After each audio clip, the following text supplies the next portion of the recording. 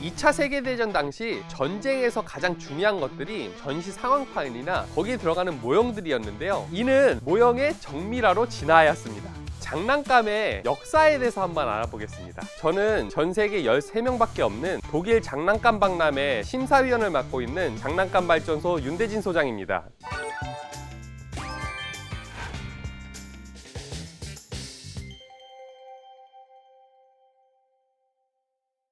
장난감의 역사는 인간의 역사가 시작했을 때부터 존재했을 거라고 저희는 추정하고 있습니다. 다만 장난감이라는 표현을 쓰기 시작한 것은 그렇게 길지가 않습니다. 장난감이라는 표현을 쓰기 시작한 시대 이전에 BC 2000년경 이집트 유물이나 고대 시대에도 놀이를 위한 도구는 존재했었던 걸로 보여집니다. 이때는 장난감이 구매하는 물건이 아니었고요. 자연에서 얻어지는 무언가, 아이들이 밖에서 갖고 노는 무언가였을 걸로 추정을 하고 있습니다. 특히 점토나 돌, 나무, 그리고 주위에 있는 무언가들을 활용해서 갖고 놀던 것들이 장난감의 시초인데요. 장난감이 놀잇감이 아닌 배움의 도구라고 이미 예전부터 인지를 하고 있었습니다. 중세시대로 넘어와서는 장난감은 귀족들이 갖고 있는 하나의 사치품이었습니다. 그때 당시에는 철, 면, 다양한 재질의 인형들과 역할놀이 제품들이 인기를 끌었는데요. 귀족들은 그 장난감들이 자기가 갖고 있는 가장 최고의 사치품이라고 생각을 했었다고 합니다. 현재에도 독일의 뉘른베르크 지역에 가시면은 장난감 박물관이라는 곳을 방문하실 수가 있습니다. 그 장난감 박물관에 가시면요, 예전에 있었던 장난감부터 다양한 장난감들을 눈으로 확인하실 수가 있는데요. 특히 중세시대 때 있었던 장난감들의 경우는요, 나무와 철로 만들어졌음에도 불구하고 그 보존도가 뛰어나서 많은 장난감을 사랑하시는 분들이 방문하시는 곳 중에 하나입니다.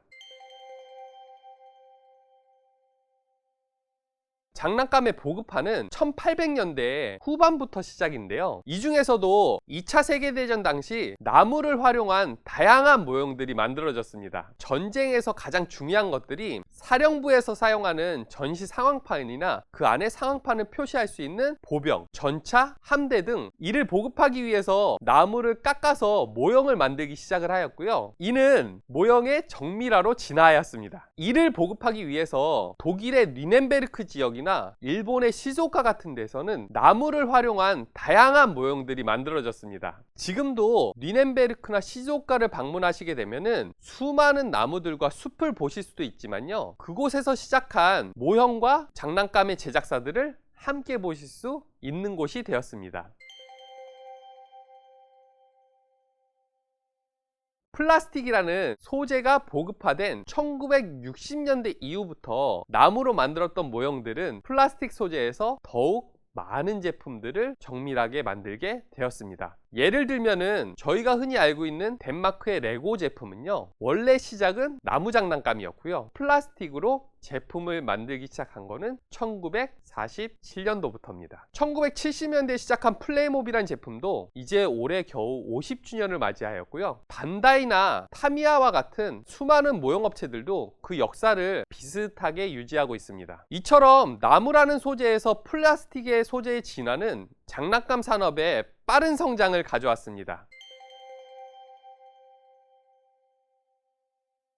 이제 장난감의 미래를 한번 보겠습니다. 장난감의 미래를 보면 OECD 국가의 최저 출산율을 기록하고 있는 우리나라에서는 큰 기대를 갖기는 어려워 보일 수도 있습니다. 하지만 2020년도부터 시작된 장난감의 양극화는 오히려 고급화된 장난감이 출시가 되고 그 영역이 넓어지고 있습니다. 그 단적인 예로 스타필드나 쇼핑몰을 가시게 되면은 디트로네라는 제품을 보실 수 있으십니다. 저희가 예전에 봤었던 장난감으로 되어 있는 승용왕구는요, 플라스틱 소재를 사용한 20만 원대의 간편한 장난감 승용왕구였습니다. 하지만 지금 현재 있는 디트로네 매장 같은 경우는요, 어른이 탑승을 할 수도 있고요, 아이들이 탑승을 하고 조종을 할 수도 있으며 아이들이 밖에서 충분히 사용을 할 수 있는 배터리 용량까지 가지고 있습니다. 이러한 장난감의 진화는 어떻게 보면은 지금의 현재 있는 소비자들에게 조금은 더 장난감의 고급화를 불러온 상황이라고 보시면 될 것 같습니다. 또한 최근에는 가그린 혹은 오뚜기 같은 일상생활에서 출시된 캐릭터들이 장난감화되면서 그 영역들이 넓어지고 있는 상황입니다. 최근에 치과를 가셔서 아이들 가글약을 사시게 되면은 거기에 맞는 동화책